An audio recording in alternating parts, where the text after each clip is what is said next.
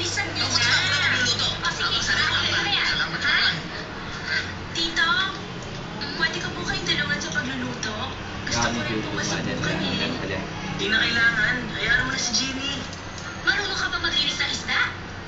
Bata pa lang po ako, tumutulong na po ako maglinis ng isda. Medyo sanay na rin po ako. Ay, kaya lang eh. Medyo balance sa itong isda. Okay Ang dami po, ko, ah. walang problema. O O siya, sige. sige. Ang daming Hayaan kain. mo siyang tumulong sa atin. Pati yung ano, kasi kahit hindi na lang, igagawin ko lang kasi patakit lang naman yun. Sa ikutan. Wow!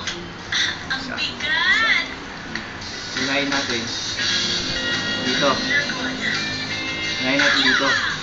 Gusto Ah. ko po talaga iwan ng isda. Pag snap ng gano'n. Lalo na kapag Dito. binubuksan ko na ang bituka. Parang ganyan. Ang sarap po kasi sa pakiramdam. Pangalawa, eh.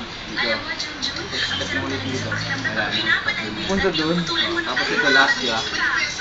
Snap mo ito. Hindi madali nagawin ng atensyon ng asawa ko.